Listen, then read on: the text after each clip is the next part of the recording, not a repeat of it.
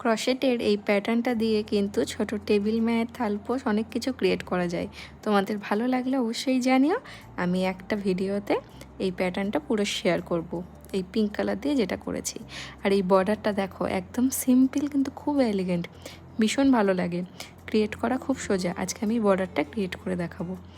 তার জন্য আমি একটা চেন তুললাম, দেখো কাটা ভরে সুতোটা টেনে নিলাম, পরের ঘরে একটা স্লিপ স্টিচ দিলাম, ইজি। একটা চেন তুললাম, পরের চেনে কাটা ভরে সুতো টেনে নিলাম, একটা স্লিপ স্টিচ দিলাম। ভিডিওটা ফলো করো। একটা চেন, পরের ঘরে কাটা দিয়ে সুতো টেনে নিলাম, একটা স্লিপ স্টিচ দিলাম। খুব ইজি না?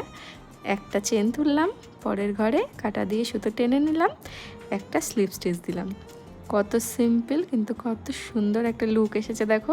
ভিডিও ভালো লাগলে অবশ্যই লাইক করো, চ্যানেলটাকে সাবস্ক্রাইব